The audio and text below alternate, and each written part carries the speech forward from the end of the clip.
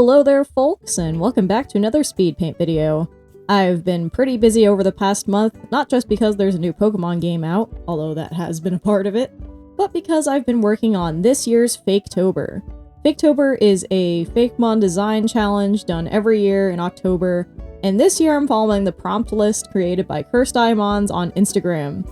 They are actually the owner of the Mon Market Discord server, which I've talked about before on this channel, which if you're interested in selling Fakemon art or buying Fakemon art, I highly recommend going to join it because it's a really nice little community. Anyway, I've been itching to do some more Pokemon-based designs, I've been wanting to do character designs in general, and I've been needing something more October-themed to do for my YouTube channel here, so I thought I would hit all those different tasks with one stone, doing Faketober 2025. So without further ado, let's get into the speed paints.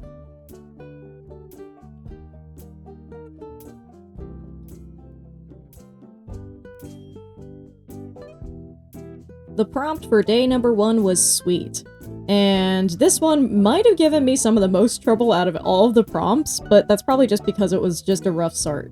Originally I thought about doing something like a chocolate-covered strawberry or some other kind of fruit chocolate-covered dessert, but as I kept working on it, I just kept not being very happy with the design I was coming up with. For most of these processes, I ended up working on the silhouette first and then blocking out what the actual creature looked like after, since I thought that would help make them feel more convincingly like Pokemon designs if I work from the silhouette first. Ultimately, I ended up scrapping the idea of the chocolate dipped strawberry in favor of something more like in the Sinistea and Poltegeist sort of family. So this one, instead of being based off of any kind of tea, is instead a hot chocolate.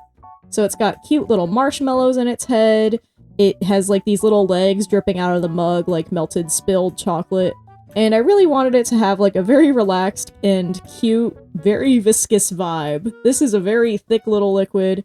Just like how I like my hot chocolate, I prefer it to be basically like melted ice cream in its consistency. And yeah, I just wanted to have fun doing that. Again, it really went through a couple different iterations with this prompt, but I am happy with the end result, and with how simple it is, you would never know the kind of turmoil I went through getting to this end result.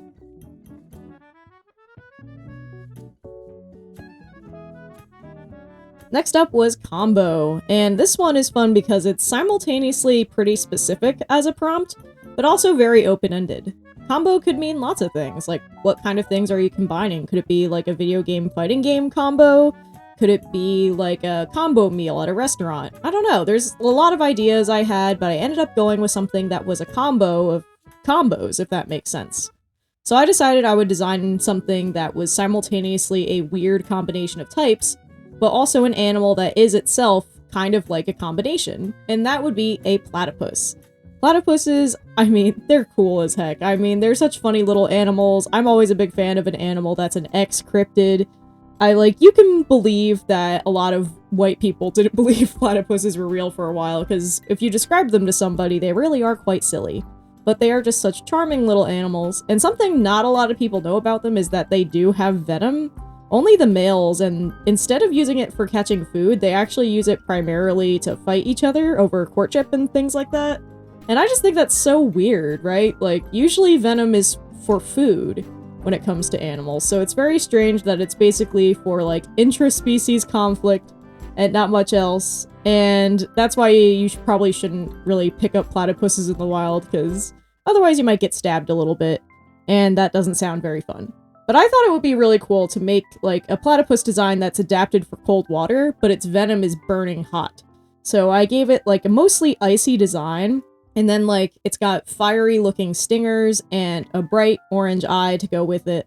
And yeah, I thought it would just be fun to do, like, a fire and ice combo, and to lean into the platypus, and the fact that platypuses have very simple shapes despite all the strange disparate elements they seem to be made out of. So I thought it would be very compelling for a Pokemon design. I'm kind of surprised we don't have more platypus-type Pokemon yet. I feel like, honestly, the closest one I can think of right now is Psyduck. And, I mean, its name does say it's a duck, but it is kind of built like a platypus, don't you think? I don't know, let me know in the comments if you agree. I feel like Psyduck looks a lot like a platypus. But yeah, I think platypuses are really cute, and this one gave me a lot of challenge in terms of how the pose was going to work, but I am very happy with how it came out, and I feel like it's a fun combo of 2 different ideas for the prompt combo.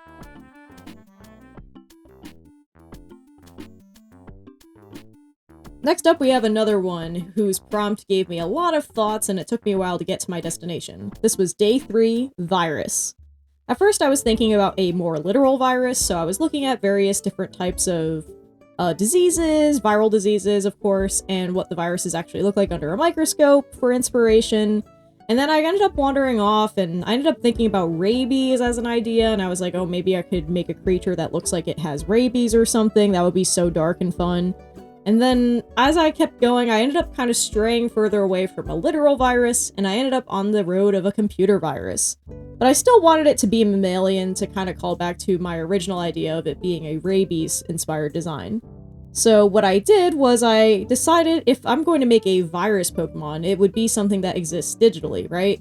And if it does that, it probably exists in the same ecosystem, or cyber ecosystem, cyber biosphere, as Porygon. So I thought it would be fun to design a Pokemon that could theoretically be a predator to Porygon. Since Porygon has a very bird or duck-like design, I thought it would be fun to do like a fox or a dog, something very canine. Very famously in Nintendo media, we know that dogs can antagonize ducks, so I thought that would be a fun twist.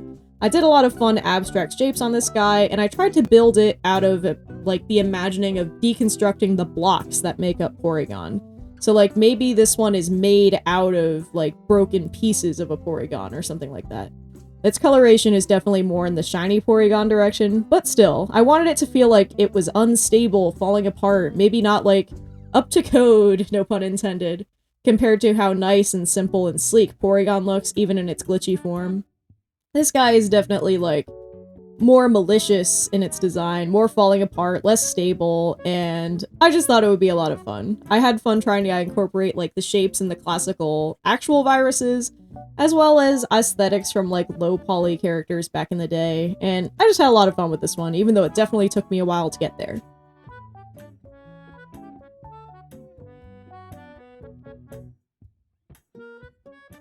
Next up, we have Day 4, Elegant. This is another one that is simultaneously very evocative, but it has so many possibilities it took me a little while to narrow it down. Eventually, I ended up with the Destroying Angel Mushroom, which I thought, for one thing, that's one of the coolest names for a living thing on our planet. Oh my god. Destroying Angel Mushroom looks quite humble when you see it up in person, but it is actually extremely toxic. Do not eat them. They are quite deadly. But I thought it would be very cool to make like a mushroom Pokemon that looks very innocuous and charming and beautiful, but is secretly quite deadly. And I think there's a lot of Pokemon who fall under like that sort of beautiful and deadly umbrella, but I thought it would be fun to take it in a very mushroomy direction and just have fun with the shapes. I made its arms a little bit more like thin feathered wings to reference the angel aesthetic, and I just wanted it to seem very cool. I had fun putting its face in like shadow to give it that ominous vibe, but I still wanted it to be very cute and believably something that could be a child's friend, even though it is a very poisonous little mushroom. I just had a lot of fun with this one. The shapes were just very satisfying. I ended up recycling some silhouette ideas I had for the first prompt that I didn't use, and now they're in good use here with this prompt over here, so it turns out they just needed to be a little more elegant.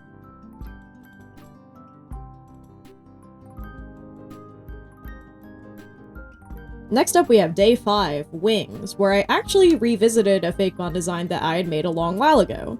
If you've been following me on social media for a long time, you might remember that a couple years back, around when Deltarune Chapter 2 came out, I had made some evolution designs based on the various elements that are in Deltarune, specifically the elemental pairs that Jaru Jaru had theorized about. Because I just thought that would be a lot of fun as a way to do Fakemon types for EVs is for types that aren't really in Pokemon games. One OC of mine, Spectreon, based on color, is still on my Artfight page, actually.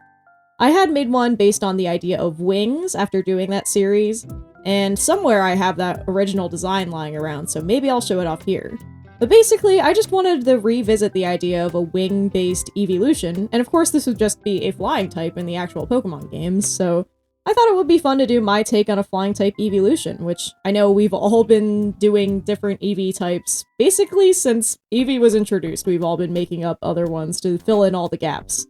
So I thought it'd be fun to put my hat in the ring and have fun with this. I had fun making these stylized cloud shapes, and making it so it's hard to tell the line between what is wing and what is cloud. And this design's fun because it feels just busy enough while also still staying very harmonious and simple, and I just had fun with this little creature. I would definitely give it a little pat on the head. Next up, we have day 6, Cyberpunk. Now this is a prompt that is interesting because it's got such a specific aesthetic.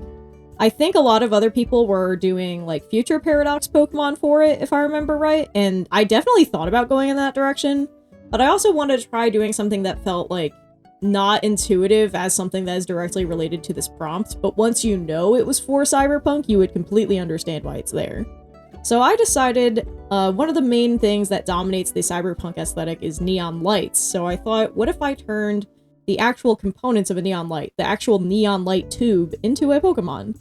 So I ended up creating this itty-bitty little electric dragon type who is only probably about a foot long, and they're basically just made up of a neon light and just squiggle around in colonies forming shapes of signs. I just thought this thing would be very cute. I love the idea that it looks very menacing, but it's actually quite small, so it would be a very strange, quirky one-stage Pokemon to have in a region. Who knows, maybe I'll sophisticate this design a little bit more and put it into a region of my own someday. But I thought it would be fun to take this sort of approach to the Cyberpunk aesthetic by taking one of its most famous objects and turning it into a silly little creature.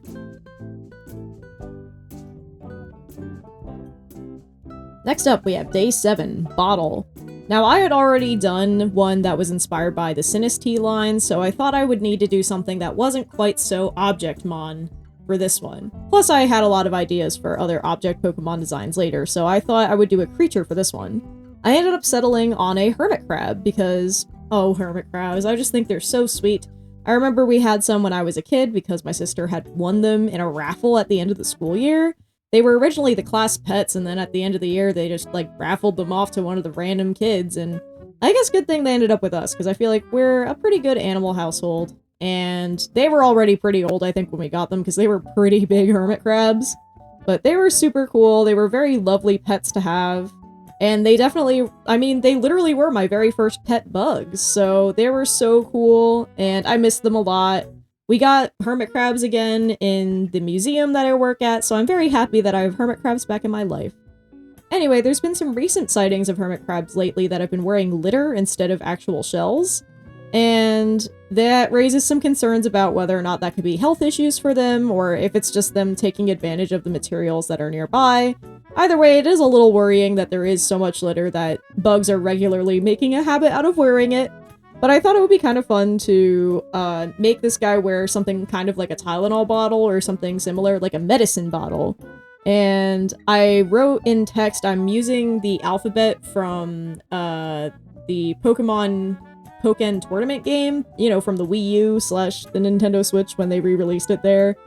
And I believe that's the alphabet I used, and I wrote literally just like the word bottle in that alphabet on the bottle itself to make it look a little bit believably Pokemon alphabet, because it is a Pokemon alphabet. I just had a lot of fun making this very cute hermit crab. I just love these little guys, they are so cute. I'm always delighted to have another excuse to draw a bug-like Pokemon, and arthropods are awesome. I will take any excuse to draw one.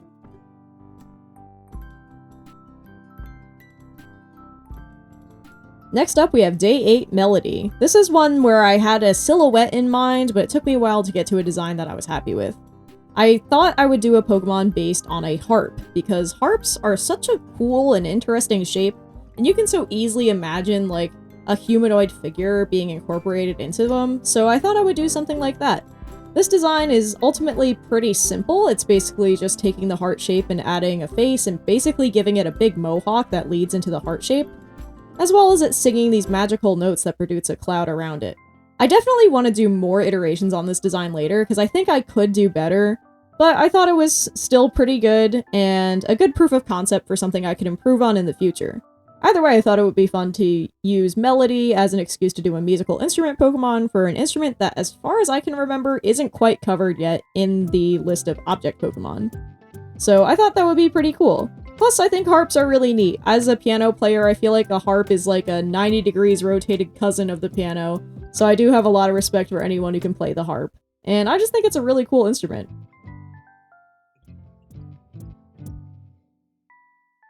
Next up, we have day 9, Explosion. And I did a very funny pun here. So I didn't want to just do like a bomb, right? Like that's very straightforward. I know I can do something more weird than that. So I thought, you know what my favorite kind of explosion is? The Cambrian explosion. So I took this opportunity as another excuse to draw a bug. Not just any bug, a trilobite. If you don't know what trilobites are, well, you're about to learn. They were a very, very common type of arthropod back in the day that lived in our oceans. They're so common that they're considered one of the most common fossils that we have. They basically used to be everywhere until they weren't. And unfortunately, we don't think they have any living descendants nowadays, which is a real shame because I think they were really, really cute. And they're just so adorable. I have a collection of trilobite fossils because I just think they're so cute and I miss them so much. At least we still have isopods, which are pretty close in terms of shape, but not very related in terms of genes. But anyway, I thought it would be fun to do a Cambrian sort of animal that is kind of bomb-like in its shape. I thought it would be fun to do a trilobite that kind of looks like a stick of dynamite, and play with explosion both literal and figurative. Of course, the Cambrian explosion, I always see these wonderful stock images of it as like a figurative, like, they're drawing it as if the creatures are exploding out of a thing, and I always love those illustrations because they're always so funny to me. Because it's just so cute to me. Like, it really was just like, you know, Bugs started doing Bones and that was pretty huge, so they all got very into it because Bones was awesome. It was pretty huge when they invented Bones, guys. I don't know if you know that. But the Cambrian explosion was cool. Ignore the fact that the species of trilobite I drew here is technically an Ordovician period and not Cambrian, but shh, the joke is still there. Trilobites first appeared during the Cambrian, so it still counts, right? At least I hope so. I just thought it would be fun to take a cartoon stick of dynamite and combine that aesthetic with a trilobite, whose colors we still don't really know much about, even though we know there's a whole lot of them. And just honor one of my favorite prehistoric animals and do a very silly, stupid pun for me and whoever else appreciates the Cambrian explosion as much as I do.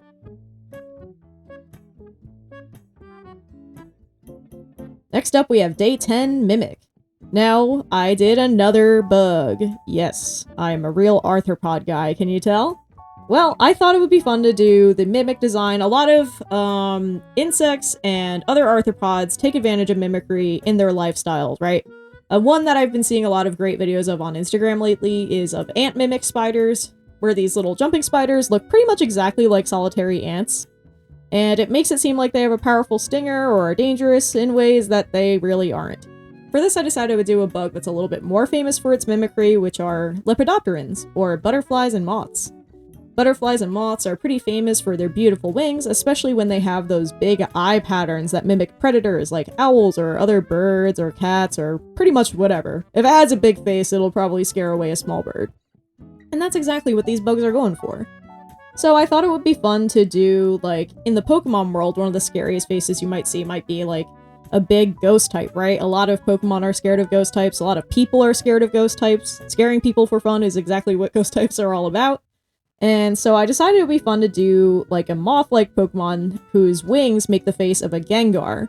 I did the coloration based on the old anime coloration of Gengar, where it's almost, like, pitch black with, like, these purple highlighted accents. Because I thought that would be kind of a fun thing rather than taking Gengar's modern colors and making the reference a little too obvious. Instead, this one makes it kind of a fun callback to the old era of the anime, which I had been watching at the time I was drawing this one. And it's fun because the face for the actual Pokemon here is, in a lot of ways, an opposite. It's got like a big nose with tiny teeth and big droopy, big wet eyes. And then the false face has huge teeth and huge menacing eyes, so I thought it would be fun to make them opposites. And I just had a lot of fun with this one. It was really, like, fun to take a simple concept of taking a Pokemon that might be scary and making another one mimic it with its wing pattern.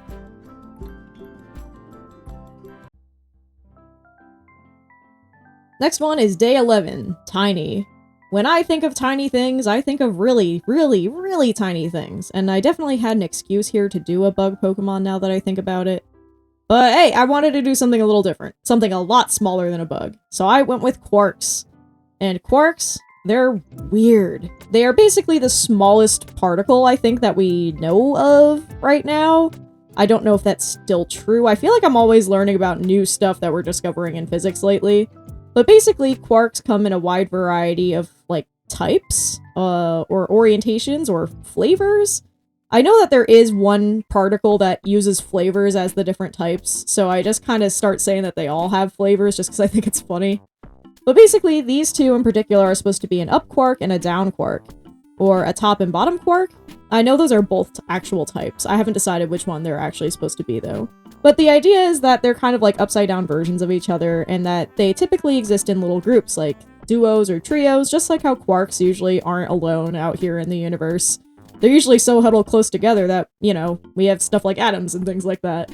So I thought it would be fun to play with the idea of a Pokemon that's based on an elementary particle. So it's got a super, super simple design compared to a lot of the other ones from this month.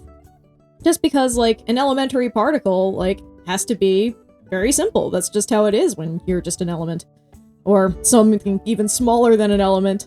So, yeah, I just had fun doing a little physics concept as a Pokemon, and these guys are super cute, super simple, they're very comedy tragedy mask, and I just thought they were adorable, so I had a lot of fun working on them.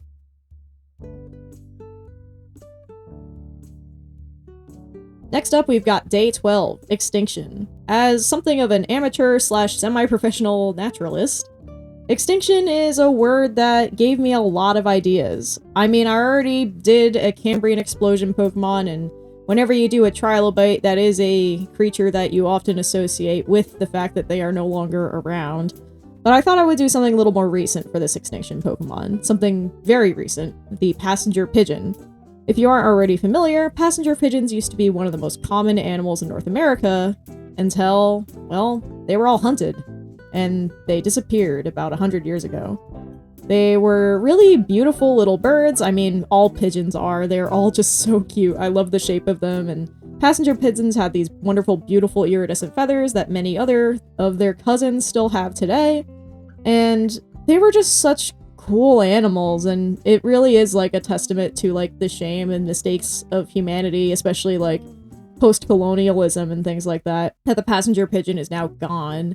So I wanted to honor the passenger pigeon because I think about it a lot. Anytime I see a mourning dove or a rock dove outside, I think about like, wow, their one cousin could have also been here, but isn't. And, you know, there's been some efforts to try to de-extinct it, which I think would be kind of cool, especially since it is an animal that died out very recently. That would be kind of cool if they were able to bring it back somehow, but either way, I feel like the passenger pigeon, it's a beautiful animal that really deserved better. And so I kind of had this idea, like, the passenger pigeon is one of few animals where we definitely know who the endling was.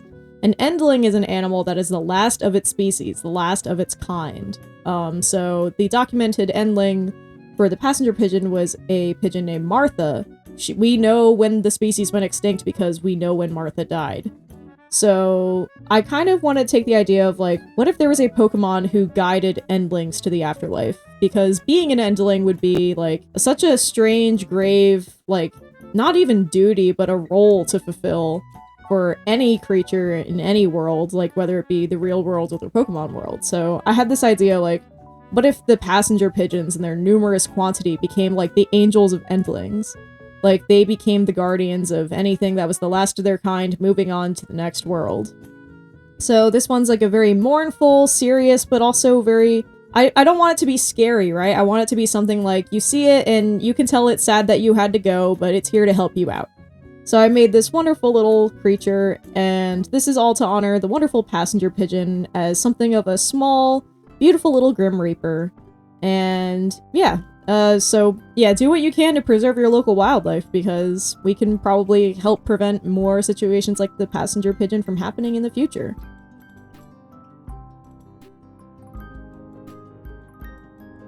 Next up, we have Day 13, Demon. This is another one that has a lot of very easy, like, obvious routes for me to take that I really did consider taking, like the traditional devil angle, maybe something fiery or dark type. Instead, I ended up going with less traditional demon, since there are a lot of like characters in mythology that are considered demons, but the only religion that actually, or rather the only group of religions that seems to use the word demon like in its original context seems to be like Abrahamic religions. And there are actually a few like demonic characters specifically, And I wanted to take one that people aren't likely to think of first when they think of a demon or a devil, and that was Leviathan. Supposedly, like a devil or demon of envy. This is something that, I mean, we know it now as just a sea serpent, but it originally was something kind of spiritual in its nature. And sometimes it's depicted as like a big chunky whale, sometimes it's more like a serpent, kind of like, you know, how we think of the devil in the Garden of Eden. But either way, I wanted to do something just very cool and classically sea monster-like, while also doing a couple of ties just for me. If this is your first video with me, you might not know it, but I'm working on a New Jersey-based Pokemon region, where my legendary Pokemon are based on the Jersey Devil, with one being a devil and one being an angel-based Pokemon. So I thought it would be kind of fun here for this demon of envy to take a couple of ideas from that region while still keeping its own ideas and standing fine on its own. So I borrowed some ideas and shapes from my legendary Pokemon to incorporate into this one, as if it's trying to mimic these things that it can't possibly mimic or be. So while my angel and devil can fly through the sky, this one cannot, and it's instead confined to the ocean, but it's very good there. But, you know, maybe it's not happy there, maybe it'd rather fly through the sky. Its tail shape and the fact that it has a similar number of limbs kind of helps mimic and encourage that comparison between those.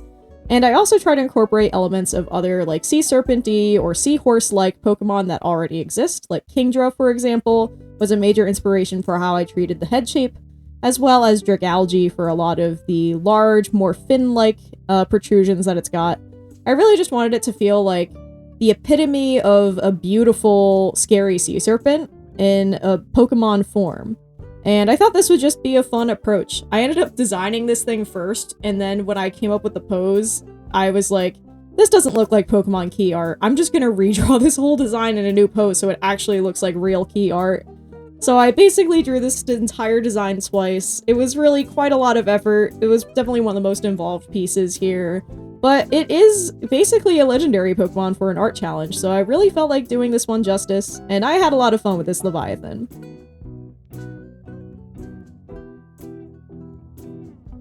Next up, we have Day 14 and Day 15, which I'll talk about together, because these are both counterparts.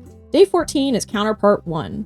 I had a lot of different, not very strong ideas for counterpart Pokemon. If you don't know what counterpart Pokemon are, they're basically a duo or more of Pokemon that are like related to each other or associated with each other in some way. The most obvious pair being Zangoose and Seviper, but other obvious pairs obviously being things like box legendaries or starter Pokemon or things like that.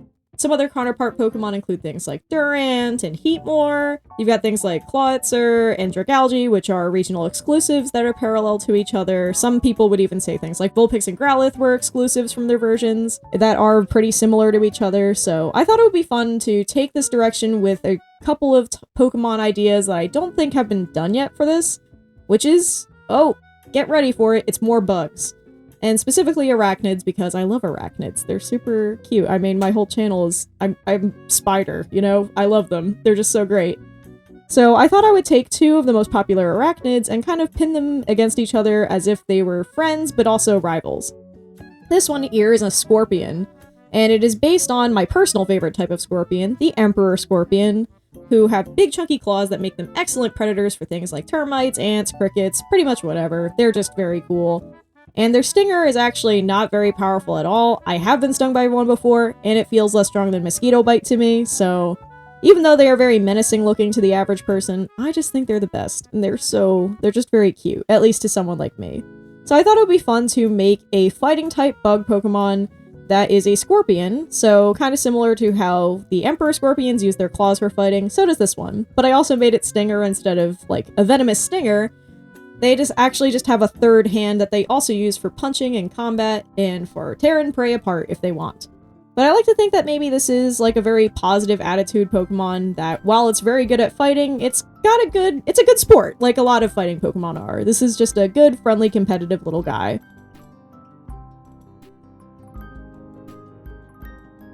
And while I do love scorpions, they are not really my personal favorite of arachnids, even though I love them so much. My favorite arachnid is a little more obvious if you look at my username. It's gotta be spiders. And trying to decide which spider was kind of the opposite of an Emperor Scorpion was a little difficult for me. But eventually I ended up landing on a jumping spider because I thought it would be fun to do one Pokemon based on brawn and one based on brains. And jumping spiders are pretty intelligent as far as spiders go. They've also got really good vision because of their giant, adorable eyes. And they are actually active hunters instead of ambush predators, so they go around actually hunting things down, which is pretty fun.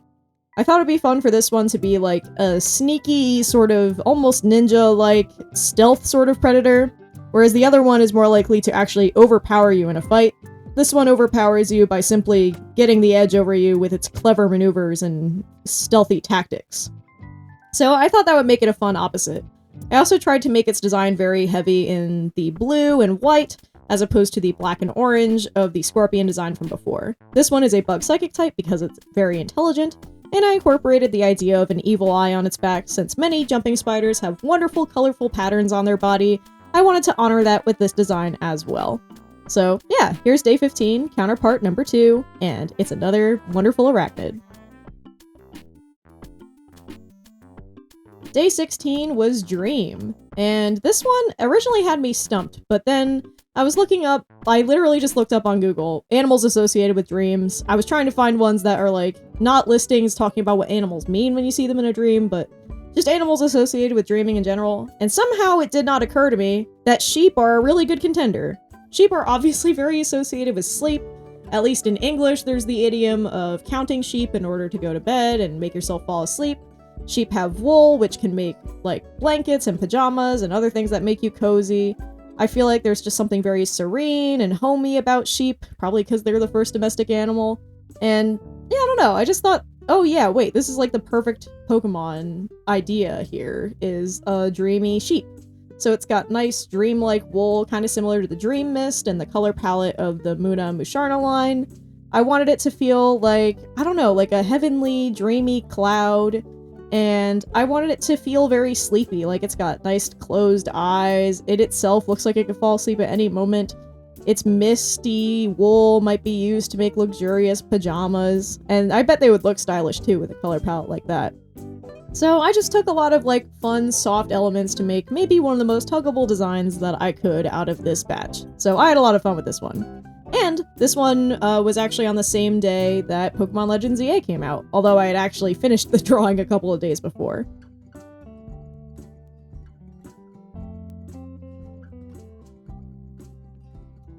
Next up, we have day 17, Cold. And I wanted to do something that wasn't very obvious again. I was trying to like dig in my brain for something that felt like a very creative use of the prompt. I ended up coming up with the idea of cold armor. And when I thought about cold armor, I had actually found a piece of ancient armor that was recently discovered that would be suitable for cold weather. And it was just super cool to find. So I thought, oh man, what a fun Charcadet evolution this could be, right?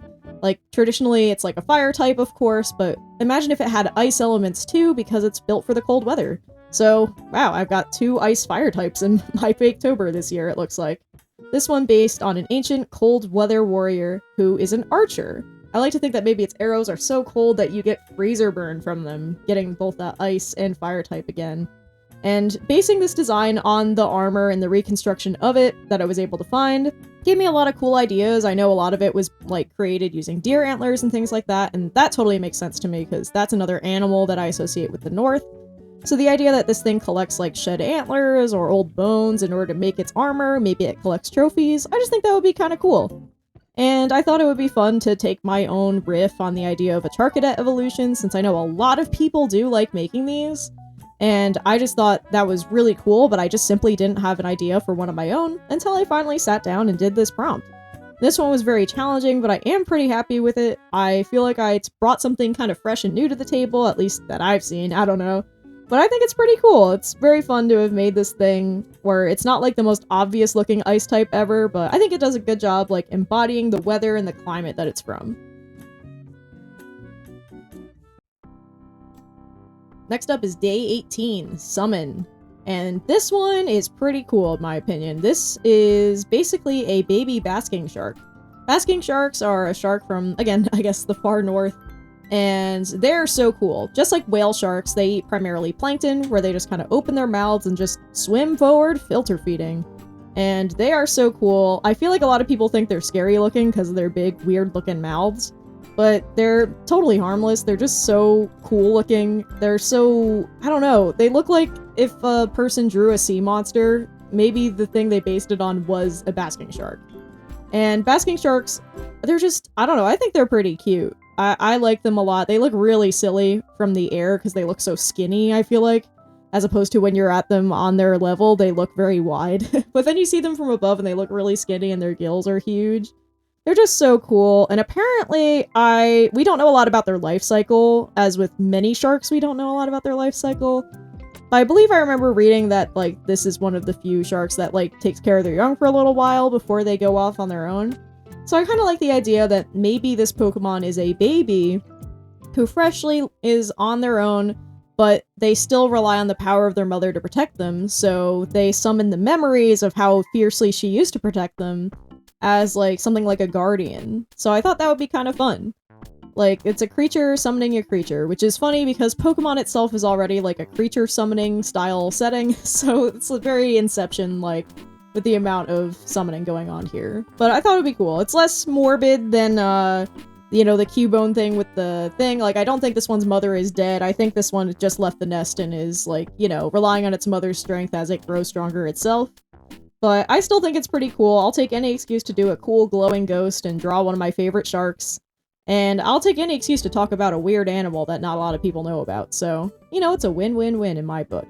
So I hope you guys enjoy this little shark. And its big, big ghostly mama.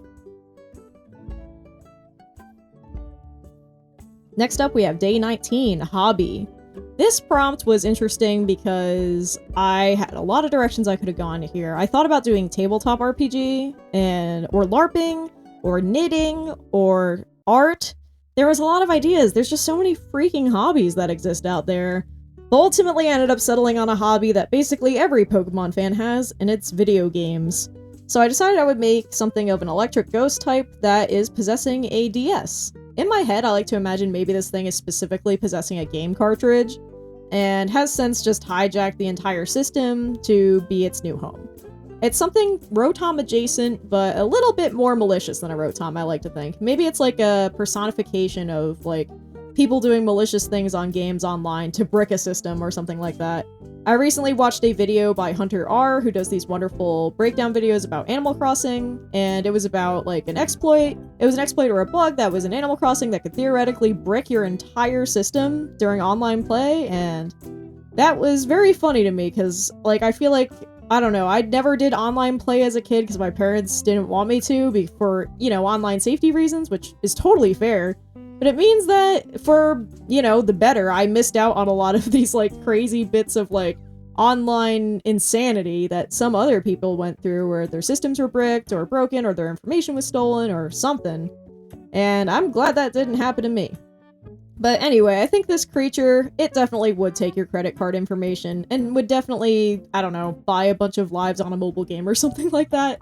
It would do something so stupid with your money if it could get it, and it definitely would if it could. So I just had a lot of fun with this funny little malicious creature who's using a DS and playing with a stylus.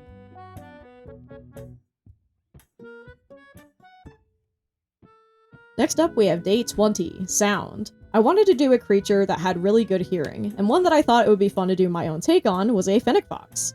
Way back in the day, before X and Y came out, I thought about doing a Fennec Fox Pokemon design, but then they announced X and Y, and I was like, oh, this thing's perfect, I love Fennekin, it's so cute. And I was so excited because I had just learned that Fennec Foxes exist, and then they announced there was a Fennec Fox Pokemon. It was pretty exciting for me as a little kid. But, you know, I've always wanted to try my own hand at a Fennec Fox design, specifically one that isn't really a starter Pokemon or part of an important niche of anything like that. One that is more ordinary and everyday, maybe something you would just see on a desert route, an ordinary Pokemon that most people would forget about, but that would be treasured to a few that really liked it. So this one is basically just a normal and ground type, who lives in the desert, as real Fennec Foxes do, and listens carefully to the sand to look for prey and predators alike. So yeah, this was just an evolution on the idea of a Fennec Fox Pokemon, but one that's a little less important and a little bit more everyday, but still very cute and charming in the way that I think all Pokemon are. So yeah, this was just a fun little exercise in that, making an idea that has been turned more important to something a little more ordinary. but still keeping it nice and charming.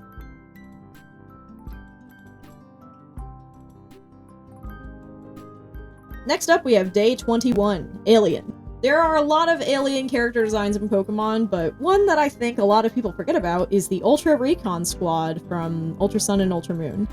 These are the alien people from Ultra Megalopolis, which is on another planet slash dimension slash whatever that is going on with that. I assume it's just another planet that's very far away. I think that's what Ultra Space is about. I think it's just a wormhole, but that's a whole another can of worms. I won't talk about the world building too much here. But basically, we know that Ultra Megalopolis is a place that exists somewhere in space. It's another planet or something. And they have Pokemon there because Necrozma was there, and they definitely have Poipole there. So I was thinking, what are some other Pokemon that could possibly exist? And I was thinking about how on Earth in the Pokemon world, there's a lot of Pokemon that mimic or are like people. So I thought it would be fun to have an alien Pokemon that is like the people of Ultra Megalopolis. So it's one that is kind of human-like in shape, but is still like a small little guy, maybe only like 2 or 3 feet tall. And it mimics the activities of the Ultra Recon Squad, doing whatever it is they're doing to make their planet a little bit more habitable. And I thought it would be fun, like, as an Ultra Beast, a lot of them don't really have very obvious faces, or their faces are a little more strange compared to most Pokemon. So I thought it would be fun to give this one no face at all. It's just a nice glowing orb wearing a little suit, and having a floating head to give it that signature outer space weird alien vibe. And I just thought this little guy was really cute. Apparently so did everyone on Instagram too. This was probably the most popular design I made for the month, at least at the time of recording this voiceover.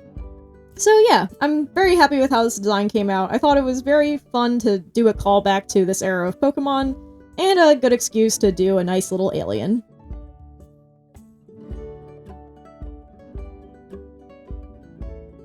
Next up, we have Day 22, Fairy Core. Fairies are so important to me and my personal history. We're very much like, I may have mentioned it on the channel before, but we're very much a non-denominational household, at least when I was growing up.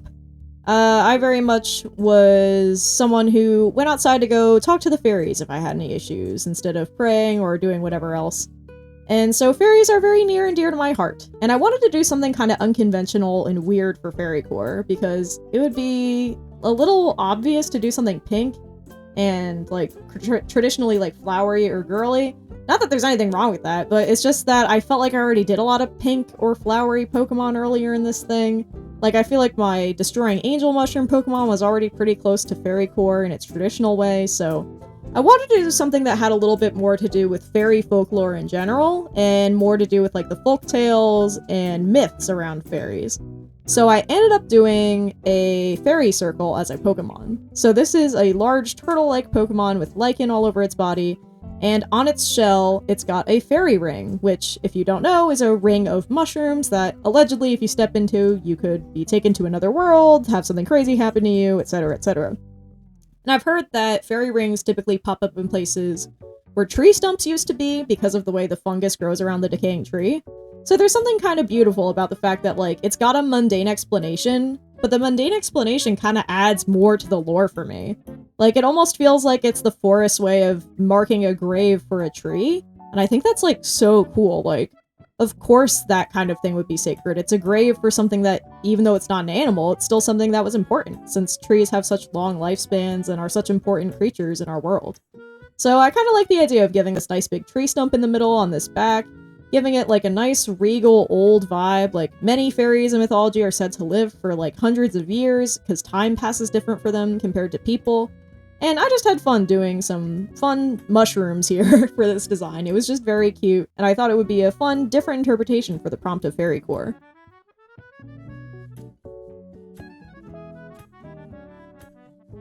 Next up, we have Day 23, Flat. This one actually had me pretty stumped for a little while because I just couldn't think of anything that would be compelling as a silhouette.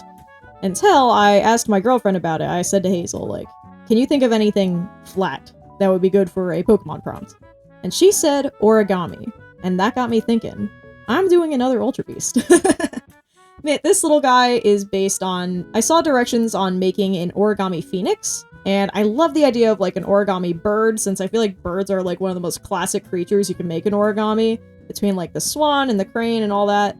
So I thought it'd be fun to do like this origami, like bird of paradise sort of vibe. And maybe this thing lives in the woods where Kartana comes from, and it's just a very different creature, but you can believe it might be from the same world. So it was very fun designing something that has a lot of hard edges, since most Pokemon don't look like this. Really, the only other ones that do are, like, Ultra Beasts, I feel like. And so designing something that comes from the world of Kartana while still being visibly, like, not the same thing, but you can believe that they're from the same ecosystem, that was a very fun little challenge. And I had fun making it, like, these wonderful warm colors to kind of mimic Kartana's color palette while still being its own distinct thing. Instead of being dominated by white, it's dominated by orange instead. This is just a nice, simple design that I had a lot of fun with, and it was pretty cool trying to decide how to tackle it.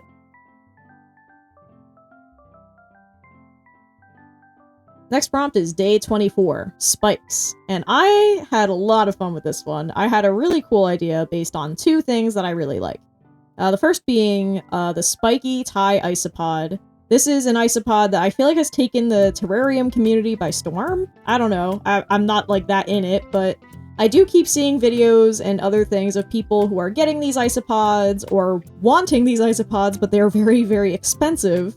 And that's because they are really cute. They're these little isopods that are just super spiky, super adorable, and I mean, they're just so distinctive looking. I feel like there's very few animals that look like a toy in the way that these spiky isopods do. They're just so charming. And I thought it would be fun to combine one of these little bugs with a Competo. Competo being one of my favorite candies, at least visually. It's basically just rock candy, in the little shapes of little stars, I suppose. And they come in a wide variety of colors, so I thought it would be fun to combine this very cute spiky candy with this very cute spiky bug, and make something that would be fitting for space. I remember when I was growing up, I watched a lot of Hamtaro, and in the dub they translated Competo as diamonds of sugar, and that they compared them a lot to shooting stars and things like that, so to me, Competo have always been associated with space. So I really wanted to make this little guy feel like you can believe it fell from the stars, like Minior or something like that, and that it also looks beautifully sweet and a little bit translucent in the way that rock candy really does. So this little guy was just an incredibly self-indulgent design, combining some of my favorite things to look at and drawing them together as one little creature, and just having a lot of fun. Isopods are just so cool, and it's just amazing how many different kinds there are and how diverse they really are in their shape and things like that. So yeah, check out Spiky Isopods, they're pretty cool, and try some Competo, it's a pretty tasty little candy.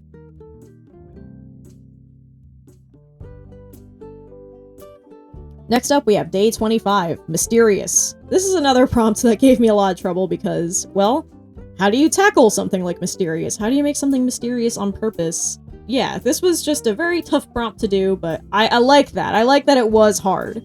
Ultimately, I decided I would go with something kind of based on masks. Something where its face is hidden, maybe its true nature is hidden, so I kind of, like, reinvented the idea of Yamask, where instead of being, like, a spirit who is holding the mask of what they used to look like, this is, like, a Pokemon that is wearing a mask that maybe didn't belong to it originally. But nobody knows where the Pokemon came from, nobody knows where the masks came from, nobody even knows why it's put them on or why it has two of them. I just wanted it to have something that feels very simple and easy to understand when you look at it, but the more you think about it, the more you think, like, why does it have that? Why does it look like that? What does its face actually look like? Like, I wanted it to be a creature that was very easy to read, but provokes a lot of questions from the viewer when they see it. And I think that hits the mysterious mark quite well. This is very much a creature that feels a lot like a Zelda enemy to me. I'm not exactly a Zelda expert, but I feel like this could be a creature that would appear in a Zelda game. I don't know. But I just had fun trying to, you know, do this prompt that was admittedly really challenging, and drawing some nice flowy shapes along with the solid object of the masks. Those are always, like, fun to do when you have the contrasting shape language in one character design. And this thing is pretty cool. I would definitely have one of them on my team for sure.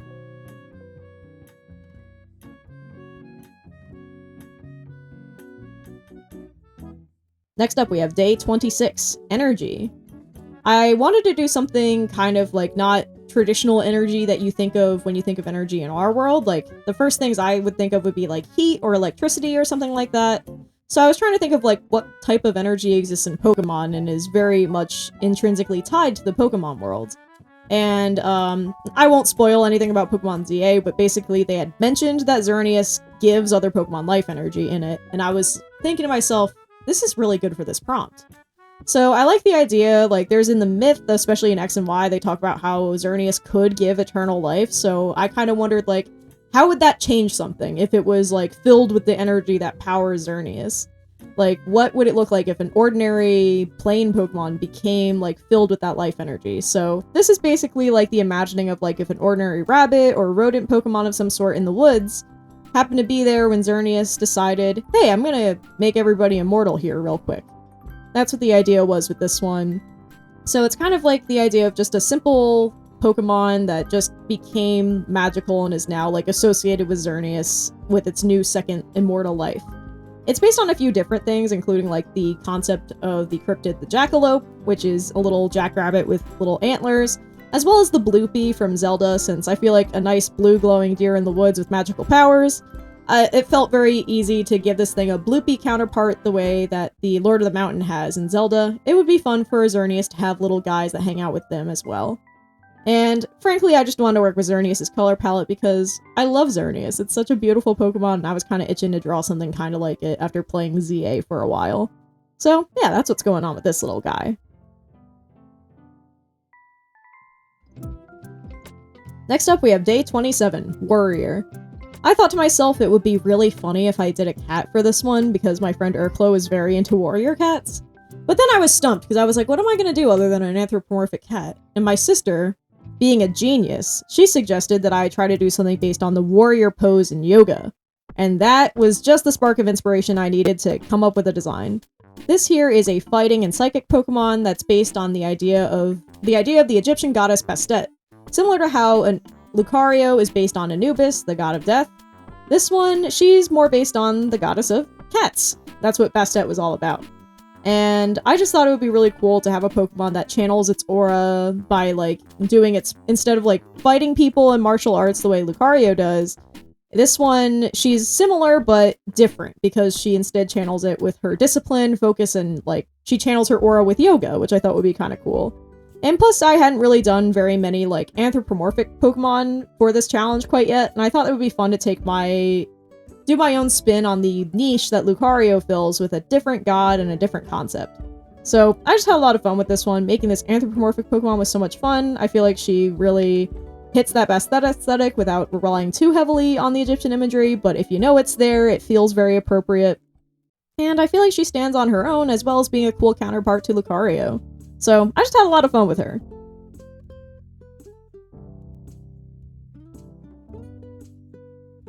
Next up is Day 28, Eclipse. This one was a real challenge. I was trying very hard to think of something that would be very different from existing Sun and Moon Pokemon, which is to say, Solgaleo and Lunala were at the forefront of my mind when I was coming up with designs for this, because it felt like I couldn't get away from them. I wanted to make a Pokemon that felt like it could be something that Cosmoem could evolve into, but was very different from both of them. I didn't want it to be a bat. I didn't want it to be a cat. I wanted it to be something different.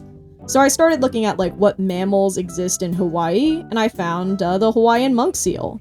And then I was like, oh my god, right, that's a mammal that isn't a cat or a bat, obviously, and that looks very visually different from them, but still kind of fits that like kind of mammalian theme. And I was like, okay, this could be the Eclipse Pokemon. So I like the idea that maybe this one is smaller and more rare, like maybe it only appears in worlds that have collided with other dimensions or something like that to fill in the Eclipse vibe. It has a lot of circles in its design to come up with the idea of like the overlapping sun and moon, making that distinctive ring shape in the sky. It's just got a very fun, simple design. And because Solgaleo has blue eyes and Lunala has pink eyes, I thought it'd be fun to fill in with yellow, golden eyes for this one as sort of our third primary color. And yeah, this one, it gave me a lot of challenges in the concept stage, but actually drawing it out was pretty simple, and I had a lot of fun with it. I feel like this little guy could be a fun little cousin of the Cosmog family.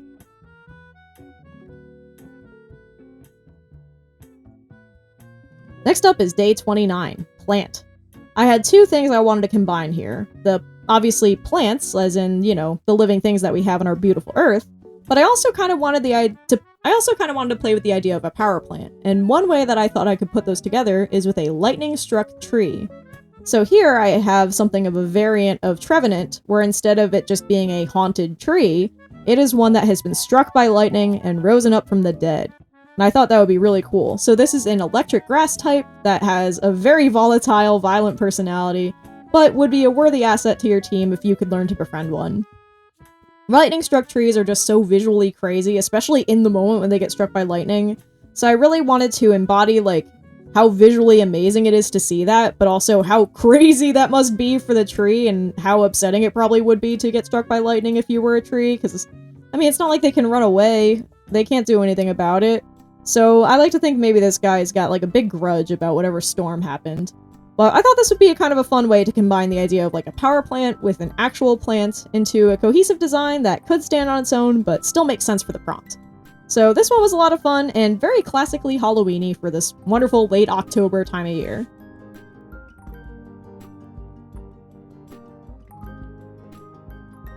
Next up we have Day 30, Reflection. This is the last actual prompt that we have for the challenge, since the last one is going to be a free prompt. And I thought I would kind of take the easy route here and do something inspired by mirrors. So I thought about dragons and the fact that they're very, like, riddle-giving characters in a lot of mythology and stuff. At least I've always thought so. Dragons are so associated with, like, riddles and mysteries and magic and things like that, so I like the idea of maybe a dragon Pokemon that does or helps with scrying. So it's got these mirrors on its body, it's got these psychic powers, it mostly has its eyes closed all the time because it's very easygoing.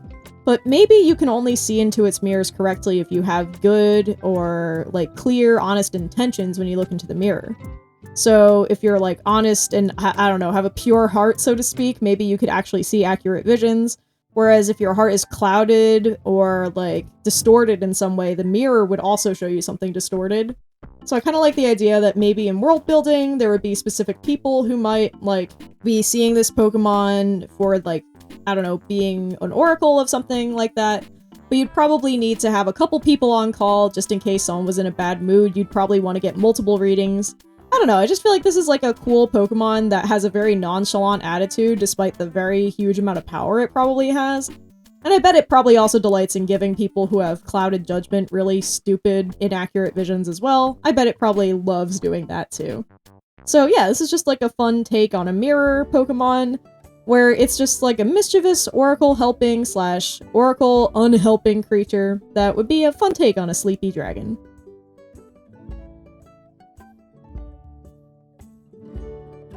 Last one is Day 31, which is the free prompt. And when you have no prompt at all, it can be very hard to decide where to start. So I was stumped here for quite a while before I decided to go full self-indulgent and imagine drawing a Tamandua, one of my favorite animals, in the style of a Pokemon. So Tamanduas are super cute. They're also called lesser anteaters, and they are so cute. There are two different kinds, the southern and northern Tamandua, and they're a lot like the giant anteater, except they're much smaller, and they are arboreal. So they use their big claws and their prehensile tails to climb around in trees, and they're very good at looking around for ants and termites and other stuff to eat. And they carry their babies on their back, which is the cutest thing of all time. I love Tamanduas, they're so cute. Me and my girlfriend are slowly amassing a collection of anteater plushes. I just think these guys are so cute. I think we need more anteater Pokemon. I like Heatmore a lot, but he needs friends, you know? I think it'd be fun if we had a Tamandua Pokemon, so this was kind of like me manifesting that maybe one day we'd get a Tamandua Pokemon to go with my love of these wonderful, strange little creatures. They are just so cute, and I highly recommend watching some videos of them because, I don't know, they're just adorable, and I can't believe not more people are talking about them because they are such charming little animals.